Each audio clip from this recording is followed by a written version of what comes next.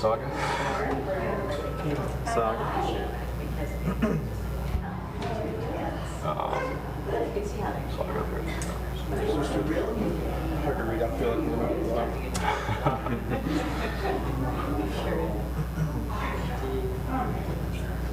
such a confined space. So don't need overflow.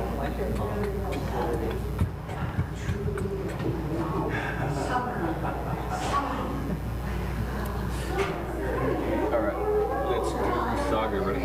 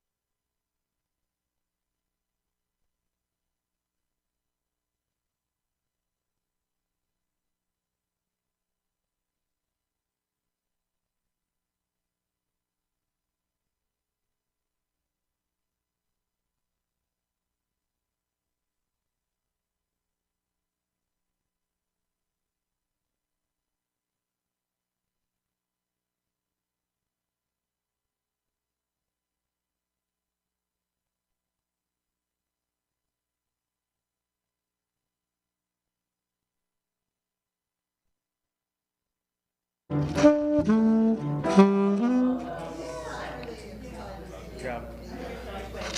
Hold on, just wait.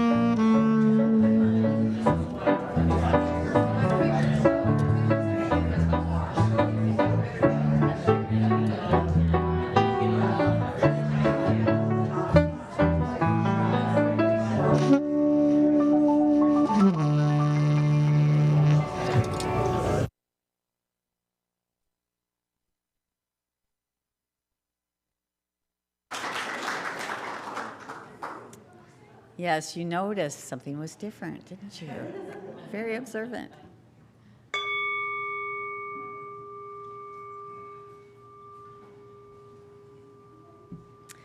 Come into this circle of caring.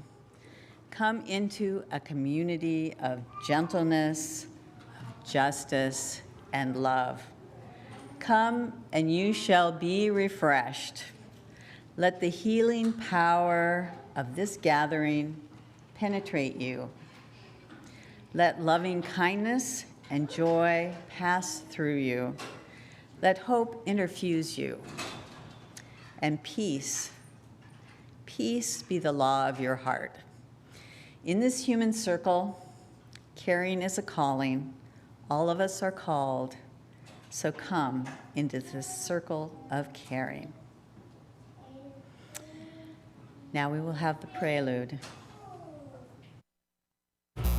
So this prelude is from a video game called Animal Crossing. And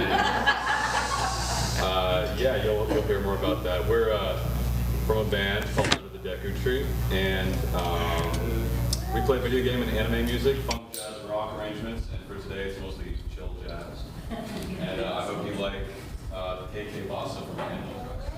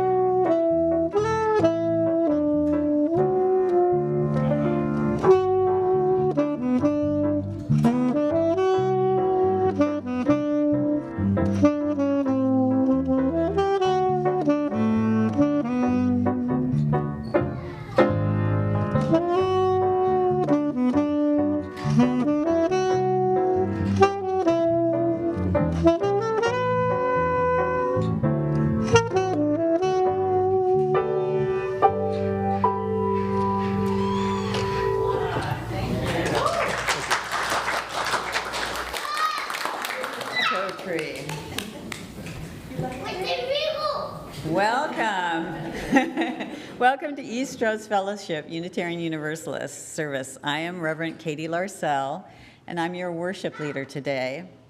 It's so very good to know that you are here and also out there on YouTube. So a big hello also to visitors attending an Eastrose worship service for the first time or the second time. And another big hello to those who are seated here in front of me. So would those who can or would like to, please stand and let's direct our greeting at the camera by the clock in the back. That is our conduit to folks joining us online. Let's say hello and wave and smile. The smile is very important. So now be seated. Sorry, that was just a hop up. Our church in this sit and focus. Our church stands on the traditional village site of North American tribes and bands, including the Multnomah, Cathlamet, Clackamas, Chinook, Tualatin, Kayapuya, Malala, and many others. We honor these original caretakers who are still among us, and also whose care for children is such that they wouldn't feel like they had to leave if a little kid was doing that. So it's nice.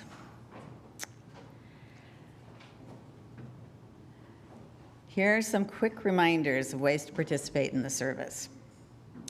On YouTube, if you want to share a joy and concern or an announcement, send us a note in the chat. We will collect all of them and we'll read them aloud later in the service. Here in the sanctuary, you can come up in the front of the congregation to share a joy and concern at that time. If you have an announcement in person, fill out an announcement form and put it in the collection basket. I think, I'm not sure where those are. Okay. So, and don't forget to turn off the many ringers on your phones. Okay. I'm hoping that I did that. And finally, after the conclusion of this service, there will be a Zoom cafe conversation time for those online, and there'll be instructions in the chat for that. That's aimed at you. We're delighted to welcome Sally Betzer to our pulpit today. She's a former member of Eastrose Fellowship, and also a former Eastrose president, and she's also a lifelong healthcare practitioner and educator, a former paramedic, retired nurse, and now a death doula. She spends her time, when she isn't quilting, learning, sharing, advocating for, and speaking about end-of-life options in our modern world. And I've experienced her care. I've seen her care, and I was very touched by it. She joins us today to share her knowledge, wisdom, and thoughts about living and dying with grace and dignity, and exploring the options available at the end of life. So we also have the joy of a live band today, which you've all felt. We're all a little more awake, aren't we? It's under the Deku tree, and band members Joseph Tenike on the piano. You can raise your hands. Max Mitchell on the bass, and Eric Gonzalez Lazo on the sax. You've heard them? So it's an active Portland-based band that plays funk, jazz, and rock arrangements of video game and anime music. Also known as UDT, the band plays a variety of gigs in and out of state, ranging from chill taverns to energetic, large-scale outdoor concerts to hyped conventions. And I was telling Joey today that I had never said chill tavern before in my life, and so now I've said it about 4 times. Joseph Tenike, forever known as Joey here at Eastrose, is the child of Tom and Katie Tenike, who we at Eastrose loved so much. thank you for returning today and bringing a dash of something different to our service. Yeah.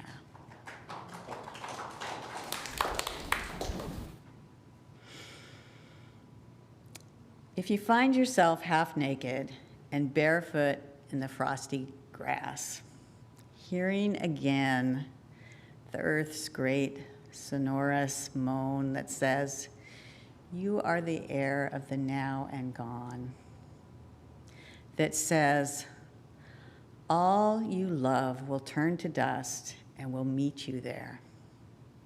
Do not raise your fist. Do not raise your small voice against it. And do not take cover. Instead, curl your toes into the grass. Watch the cloud ascending from your lips. Walk through the garden's dormant splendor. Say only thank you. Thank you.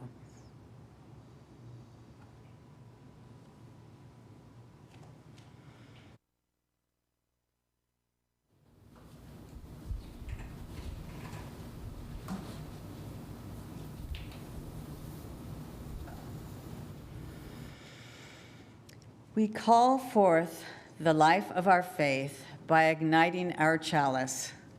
This spark of new beginnings invites us into a sacred space to reflect on where we have been and where we are going.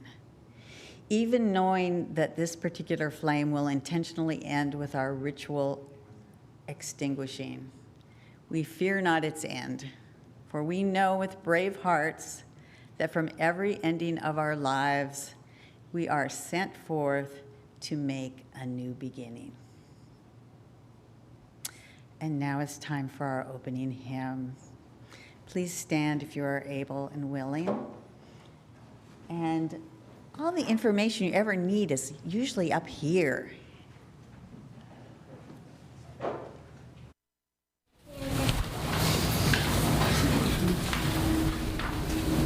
I'll play through it once so you've heard the melody, and then come in the second time.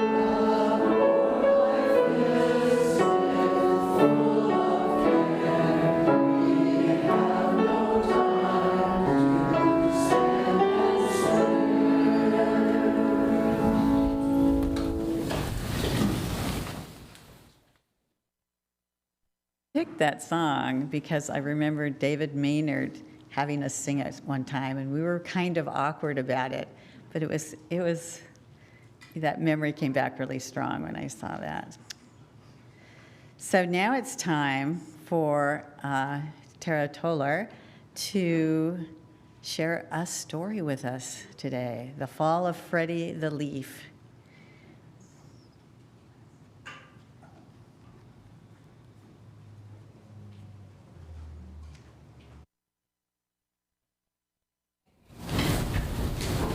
Our story today is called The Fall of Freddie the Leaf, a story of life for all ages. And this is a story that talks about some big themes about life and death and the cycles of balance in between. It's got a lot of words in it, more words than pictures, but you'll be able to see some lovely nature pictures up on the screen, and I'll show you in the book. Spring had passed, so had summer. Freddie the leaf had grown large. His midsection was wide and strong, and his 5 extensions were firm and pointed. He had first appeared in spring as a small sprout on a rather large branch near the top of a tall tree. Freddie was surrounded by hundreds of other leaves just like himself, or so it seemed. Soon he discovered that no 2 leaves were alike, even though they were on the same tree. Alfred was the leaf next to him, Ben was the leaf on his right side, and Claire was the lovely leaf overhead. They had all grown up together. They had learned to dance in the spring breezes, bask lazily in the summer sun, and wash off in the cooling rains. But it was Daniel who was Freddie's best friend. He was the largest leaf on the limb and seemed to have been there before anyone else. It appeared to Freddie that Daniel was also the wisest among them. It was Daniel who told them that they were part of a tree. It was Daniel who explained that they were growing in a public park. It was Daniel who told them that the tree had strong roots which were hidden in the ground below. He explained about the birds who came to sit on their branch and sing morning songs. He explained about the sun, the moon, the stars, and the seasons. Freddie loved being a leaf. He loved his branch, his light leafy friends, his place high in the sky, the winds that jostled him about, the sun rays that warmed him, the moon that covered him with soft white shadows. Summer had been especially nice. The long hot days felt good, and the warm nights were peaceful and dreamy. There were many people in the park that summer. They often came and sat under Freddie's tree. Daniel told him that giving shade was part of his purpose. What's a purpose? Freddie had asked. A reason for being, Daniel had answered. To make things more pleasant for others is a reason for being. To make shade for old people who come to escape the heat of their homes is a reason for being. To provide a cool place for children to come and play. To fan with our leaves the picnickers who come to eat on checkered tablecloths. These are all reasons for being. Freddie especially liked the old people. They sat so quietly on the cool grass and hardly ever moved. They talked in whispers of times past. The children were fun too, even though they sometimes tore holes in the bark of the tree or carved their names into it. Still, it was fun to watch them move so fast and to laugh so much. But Freddie's summer soon passed. It vanished on an October night. He had never felt it so cold. All the leaves shivered with the cold. They were coated with a thin layer of white which quickly melted and left them dew-drenched and sparkling in the morning sun. Again, it was Daniel who explained that they had experienced their first frost, the sign that it was fall and that winter would soon come. Almost at once, the whole tree, in fact the whole park, was transformed into a blaze of color. There was hardly a green leaf left. Alfred had turned a deep yellow. Ben had become a bright orange. Claire had become a blazing red. Daniel a deep purple. And Freddie was red and gold and blue. How beautiful they all looked. Freddie and his friends had made their tree a rainbow. Why did we turn different colors, Freddie asked, when we're on the same tree? Each of us is different. We've had different experiences. We've faced the sun differently. We've cast shade differently. Why should we not have different colors? Daniel said matter-of-factly. Daniel told Freddie that this wonderful season was called fall. One day, a very strange thing happened. The same breezes that in the past had made them dance began to push and pull at their stems, almost as if they were angry. This caused some of the leaves to be torn from their branches and swept up in the wind, tossed about and dropped softly to the ground. All the leaves became frightened. What's happening? They asked each other in whispers. It's what happens in fall, Daniel told them. It's the time for leaves to change their home. Some people call it to die. Will we all die? Freddie asked. Yes, Daniel answered. Everything dies. no matter how big or small, how weak or strong, we first do our job. We experience the sun and the moon, the wind and the rain.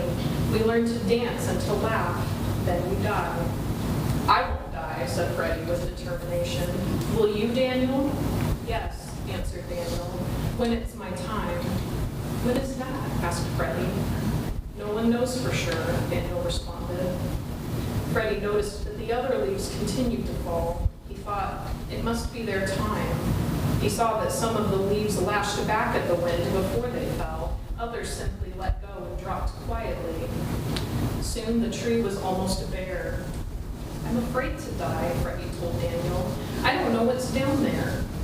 We all fear what we don't know, Freddie. It's natural, Daniel reassured him. Yet you were not afraid when spring became summer. You were not afraid when summer became fall. They were natural changes. Why should you be afraid of the season of death? Does the tree die too? Freddie asked. Someday, but there's something stronger than the tree. It's life. That lasts forever, and we're all a part of life. Where will we go when we die? No one knows for sure. That's the great mystery. Will we return in the spring? We may not, but life will. Then what's been the reason for all of this? Freddie continued to question. Why were we here if at all we only have to fall and die? Daniel answered in his matter-of-fact way, it's been about the sun and the moon. It's been about happy times together. It's been about the shade and the old people and the children. It's been about colors in fall. It's been about seasons. Isn't that enough? That afternoon in the golden light of dusk, Daniel let go. He fell effortlessly. He seemed to smile peacefully as he fell. Goodbye for now, Freddie, he said. Then Freddie was alone, the only leaf left on his branch.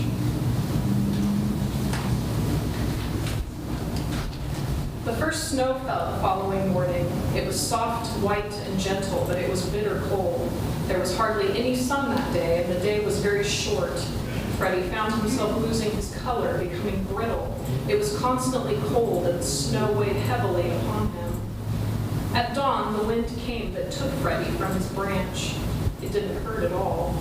He felt himself float quietly, gently, and softly downward. As he fell, he saw the whole tree for the first time. How strong and firm it was. He was sure that it would live for a long time, and he knew that he had been part of its life, and that made him proud. Freddie landed on a clump of snow. It somehow felt soft and even warm. In this new position, he was more comfortable than he had ever been. He closed his eyes and fell asleep. He did not know that spring would follow winter and that the snow would melt into water. He did not know that what appeared to be his useless, dried self would join with the water and serve to make the tree stronger. Most of all, he did not know that there, asleep in the tree and the ground, were already plans for new leaves in the spring. The last picture says the beginning.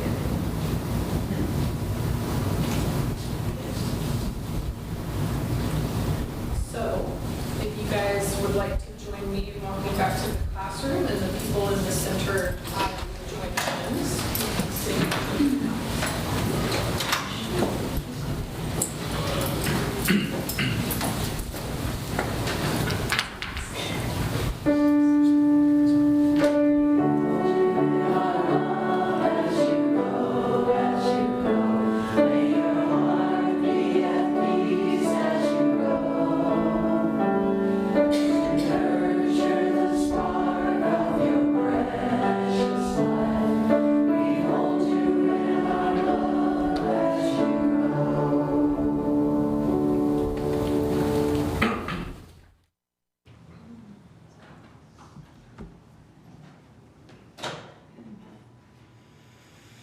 We will now receive your offering to support this religious community and its work in the world.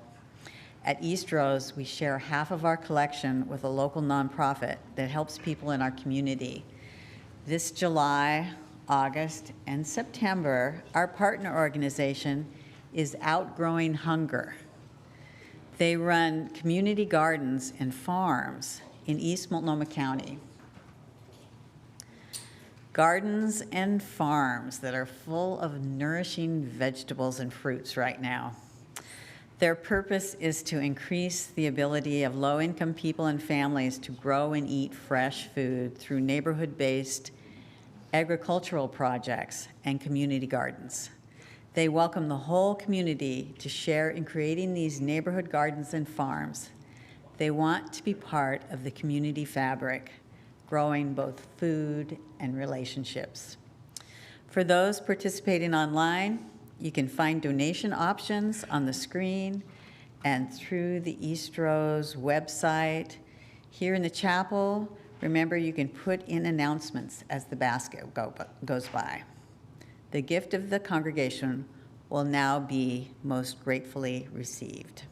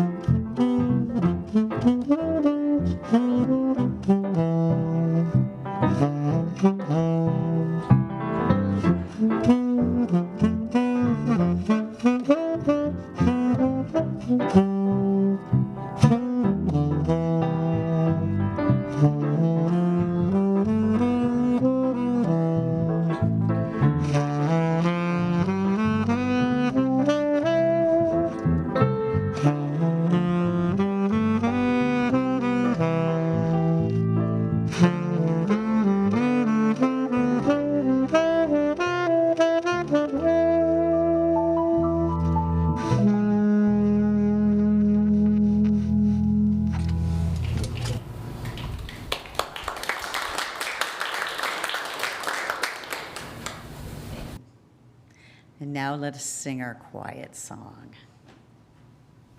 You can sit for this.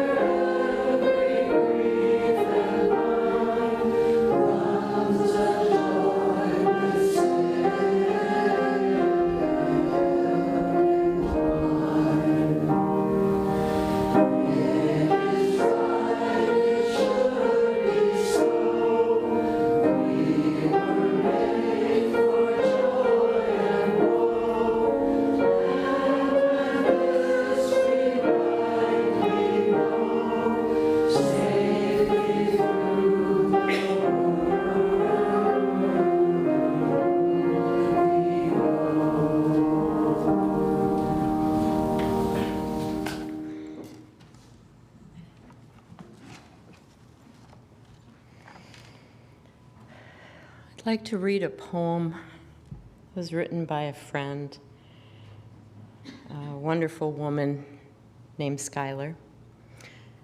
She was a flower child of the 60s. She was a sweet soul, lover of animals, and she chose the time of her death. Although I prepare my death like a tidy meal, I'm still alive enough to breathe and eat and repeat. I still smile and sleep and weep when others suffer. There is no room left for me to care less what this body does when it expires. Although I would like to watch the tattered coat of flesh I've worn for 80 years release its tired ghost. One last breath of extravagant relief and I'll be done. I want my death to be wonderful, of course. Flowers and rainbows and soft moss would be nice, and sparkling golden light and all the chocolate I can eat. But most of all, 100 dogs kissing me at once, washing me with their sacred loving tongues. Bo will be there, and Diva too, and Friend and Purple, and a few precious people if they promise to be good. And for those of you I leave behind as I fly away into the cosmos of our great Mother Spirit, remember to enjoy the wondrous perfume of everything you fertilized with your love and good deeds. I am one of those things, a gnarly rescue dog turned trusting and tame and grateful beyond words. Without you, I would have opted out before my time and missed this best of all, this feeling of being beautiful and at peace.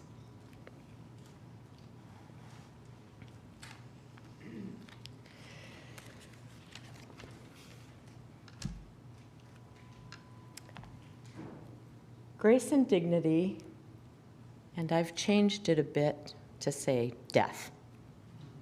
I just want to be completely truthful up front about what I'm going to talk about today. End of life, death, dead bodies. But also I'll talk about meaning, ritual, grief.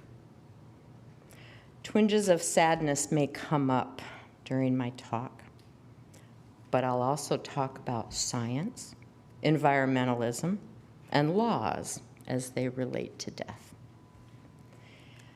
Talking about death is hard, but I promise you, at the end of this service, you will learn something you didn't know before and maybe begin to feel better about talking about death.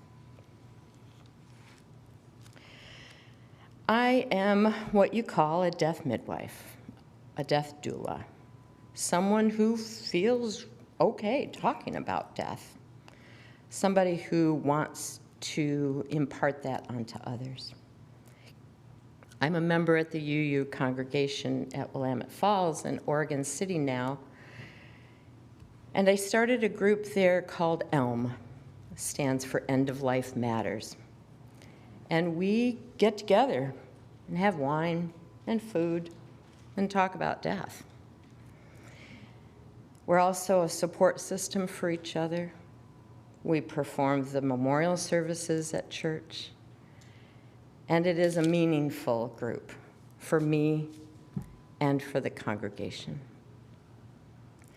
Death positivity is a movement that encourages you to accept death while embracing life. It aims at bringing awareness to your mortality and to positively impact the way you view death by encouraging open and honest engagement on the topic of death. I feel all of us here are caring and intelligent people, so why wouldn't we talk about death? Something as universal. We all will die. I also assume that everyone in this room and at home have experienced grief. The death of a loved one, the end of a relationship, the loss of independence, an illness that changes what you can and can't do, or where you must live. Grief connects us, but we do not all feel grief in the same way. For some, the loss of a beloved pet is devastating. For others, the grief of losing a loved one at the end of a long journey of illness may feel more like a blessing. There's no rule book for grief. There may be common and predictable stages, but there is no universal roadmap. Death brings a full range of emotions. There are many different manifestations of loss, and it's hard to know what to say to someone who is grieving. Deaths of children, traumatic, unexpected deaths, slow declines like dementia where it feels like death every day. I recently heard a podcast called All There Is with Anderson Cooper, titled Grateful for Grief. Anderson started recording his feelings and thoughts as he was cleaning out his mother, Gloria Vanderbilt's home after she died. His guest was Stephen Colbert. Anderson talked about the suicide death of his brother many years before. He talked about the grief continuing to this day, like the loss of learning more about his brother or receiving love from his brother. Stephen talked about the death of his mother, who was in her 90s when she died. He said, "It may sound greedy to want more days with a person who lived so long, but the fact that my mother was 92 does not diminish, it only magnifies the enormity of the room whose door has quietly shut." I used to think differently about death. When my beloved grandmother was ill in a nursing home in our hometown in Michigan, I was in Louisiana. I wish I had visited her before she died, but I couldn't afford to travel, couldn't get time off work, or so I reasoned. I tried to tell myself that I'd rather remember her healthy and happy, the matriarch of our family. How naive I was. The first major death in my life, and I wasn't there to grieve, to be with the rest of my family, to go through her home to see her belongings one last time. I don't say this to shame anybody, myself included. If I'd only known how important it is to take the time to say goodbye, to face your grief despite the pain. For me personally, I began to change how I felt about death when I learned about this woman, Caitlin Doty. She is a mortician, her preferred title, and a death positivity advocate, author of several books, creator of hundreds of death-related YouTube videos, TED Talks, and podcasts. See a couple of heads nodding. She is active in trying to introduce and pass death care laws across the country. She states funerals once took place in the family home, facilitated by the surrounding community. The early 20th century saw the rise of the death industry, replacing family funerals with companies and professional technicians. Turning death into a financial transaction leads to care that is profit-driven rather than human-centered, with the corpse itself becoming the commodity. The funeral industrial complex leaves little room for direct, meaningful involvement and has robbed the family of valuable hands-on engagement and ritual. Caitlin goes on to say that safe, open interaction with death and dead bodies provides a sense of purpose for the family and friends, and creates a space for us to unburden our grief, to discover a path towards healing. So how do we honor and say goodbye in our culture, and how might we broaden these practices in the future? First, let's look at death practices in the past and how they've changed. In olden days, we took care of our dead ourselves at home. There was, unfortunately, plenty of opportunity to gain experience with death care. A wonderful film called In the Parlor, The Final Goodbye by local filmmaker Heidi Boucher describes how we have forgotten to care for our dead. The film depicts caring for our dead loved ones at home, washing them, combing their hair, dressing or shrouding them, arranging colorful fabrics, decorating the coffin with art or flowers, friends gathering, playing music. Ritual is important. I think in part that's why many of us come to a place like this. It helps us work through the loss. It helps honor the dead. And yes, even children can participate.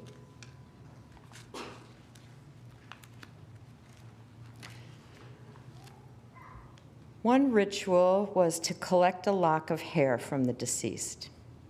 Before photographs, we had little of our loved ones to hold on to. A family could take a lock of hair for a locket or to be woven into jewelry so fine and intricate, forever preserving a remembrance of your loved one. I'll have several examples of this mourning jewelry after the service. This type of jewelry was also called memento mori, which translates from Latin roughly as remember you too shall die. It's the ancient practice of reflection on our own mortality that goes back to Socrates, who said that the proper practice of philosophy is about nothing else but dying and being dead. As time went on, especially in more urban areas, undertakers took care of the duties families had previously provided. The preparation of the body was still very basic. Although preservation of the body, such as mummification, had been performed for thousands of years, the average person could not be kept suitable for viewing for more than a few hours to a few days. That is until the American Civil War. Prior to the Civil War, embalming was used primarily to preserve medical specimens. However, during the war, embalming of fallen soldiers so they could be returned to their home became more common. President Lincoln's son, Willie, and then President Lincoln himself were both embalmed and transported on the train back to Illinois for burial. Today, embalming and burial is still common practice, although flame cremation has taken over slightly. For some families, embalming is preferred until other family members can travel to pay their respects. Some people think embalming preserves the body, greatly delaying decomposition, yes. But what people don't know is that refrigeration is also effective and enormously less harmful for the environment. So for those of you who like statistics, traditional burials in the United States annually uses approximately 4.3 million gallons of embalming fluid, 827,000 gallons, which is formaldehyde, methanol, benzene, 20 million board feet of hardwoods, including rainforest woods, 1.6 million tons of concrete for vaults and liners, 17,000 tons of copper and bronze, and 64,000 tons of steel annually. Flame cremation is typically less expensive than traditional burial. However, it still uses fossil fuels to reach and maintain 1900 degrees Fahrenheit for 2 to 4 hours. It releases mercury into the air and water, produces 1.74 billion pounds of CO2 emissions annually in this country. Includes byproducts of nitrogen oxide, dioxins, and particulates, producing acid rain. Most people do not know what is allowed or required in death care. In a 2007 AARP survey, 77% of respondents had never considered not using a funeral home. 96% knew about flame cremation being an alternative to traditional burial, but an astounding 86% did not know that green burial was even an option. So what are the other alternatives? Aqua cremation, also known as alkaline hydrolysis, green burial, and natural organic reduction, or human composting. Let's talk about each one. Alkaline hydrolysis has similar components to flame cremation. The body is placed into a stainless steel vessel, and an alkaline solution is pumped into it and heated under pressure. The process speeds up the normal decomposition process, breaking the peptide chains, only using 10% of the energy as a flame cremation. The bones are then removed and crushed, same as with flame cremation. And the family receives a bright white powder. I like to think of it as a final warm bath. Natural burial is a way for people to guard land against future destructive development. This is a key way that natural burial cemeteries are being harnessed in support of conservation, restoration, and the stewardship of semi-wild lands. It is legal in all 50 states. Natural organic reduction, relatively new. The body is given the optimal temperature and air to increase the rate of decomposition. The resulting nutrient-rich soil can be returned to the family. It's a 60-day process, and it's legal in 6 states as of this year, with more legislation pending. But those 6 states will accept bodies from all 50 states. So other options you may or may not have heard about: burial at sea, free for a military person, being transported into space, made into a coral reef, made into diamonds, bullets, fireworks, the big 3.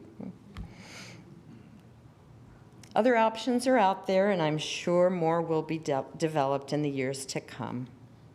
The important thing is to know that you have options and that you are in charge of those options.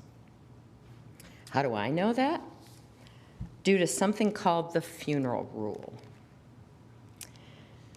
Due to widespread lack of transparency in the funeral industry, Jessica Mitford wrote The American Way of Death in 1963 and revised it before her death in 1996. Her book is an expose about the abuses in the funeral home industry in the United States. In 1984, in part due to Jessica Mitford's efforts, the Federal Trade Commission established the funeral rule to give consumers of funeral services certain protection.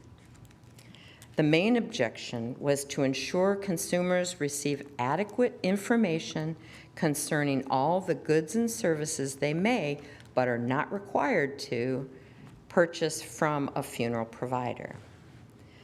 The funeral rule is now being reviewed by the Federal Trade Commission. Public comments are coming up later in this year about additions or changes to the rule. For instance, having a price list on a website, something that didn't exist in 1984. It gives you the right to buy only the funeral arrangements you want, get price information on the phone today. You could call. Get a written itemized price list when you visit a funeral home. See a written casket price before you're shown the caskets. See a written or outer burial container price list. Receive a written statement after you decide what you want and before you pay.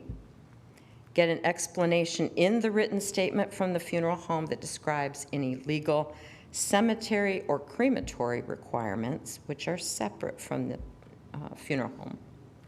Use an alternative container instead of a casket for cremation, such as a cardboard box or a woven seagrass coffin.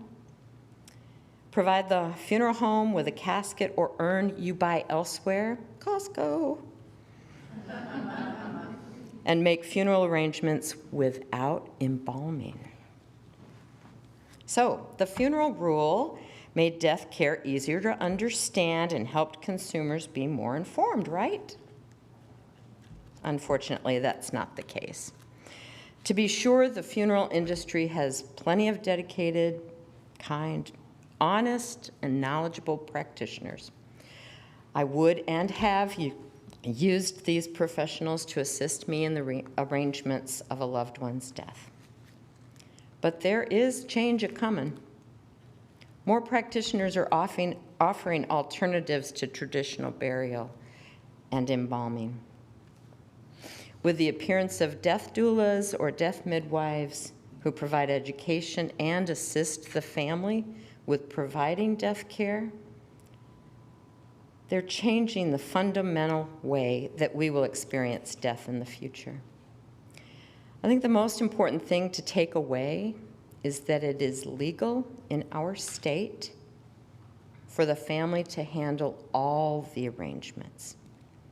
You may keep your loved one at home, wash and anoint the body, hold a home funeral with friends coming to say goodbye. You may transport the body to its final resting place, or use the services of a funeral director for any or all of those things.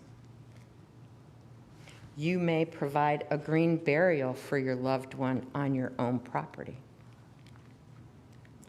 Ritual is so important in the grief journey. Many things have changed over the years, but families still want to make a meaningful tribute to a loved one's life. They still yearn for a place to go to reflect or hold an object of remembrance. These are just some of the things that you can purchase to put cremains in. So, that was a lot of information, a lot of feelings, a lot of thoughts. I hope everyone learned something.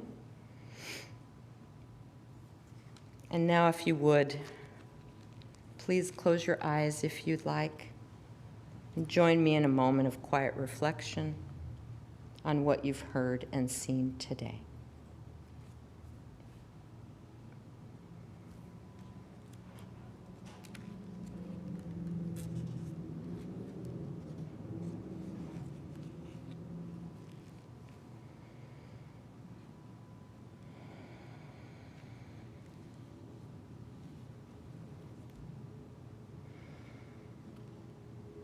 May you find sacred meaning in your loved one's life and their death. May it be so.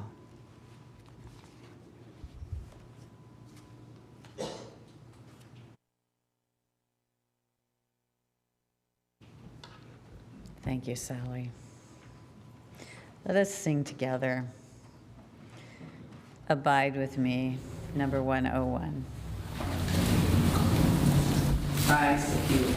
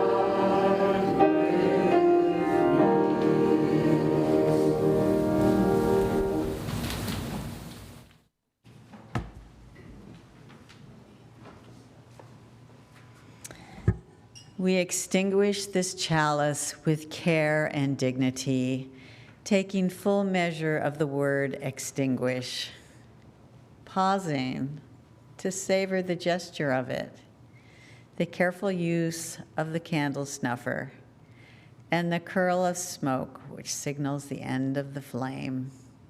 It is an ending.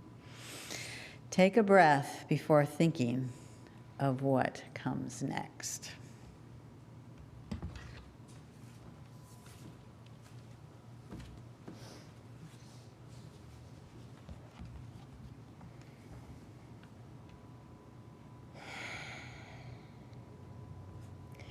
May you feel the loving presence of those who hold you in your thoughts and prayers. May the protection of the ancestors be yours. May your feet walk the path of your heart's desire. May your life be long and happy. May your spirit sustain you on your journey.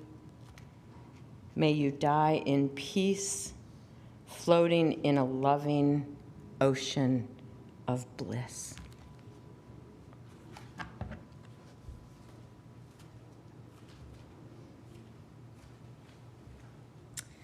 Thank you, Sally.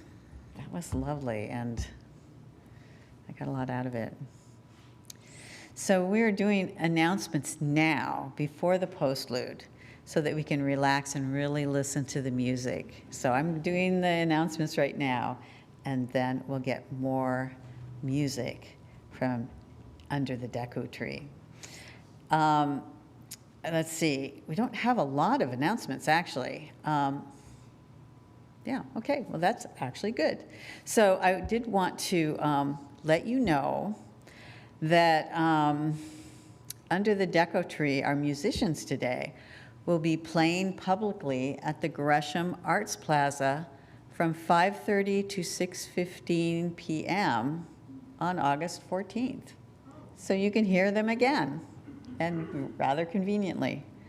And I just want to thank the three of you for, livening up our service, and it's just good to see you, all three of you. Now, remain seated and enjoy the prelude.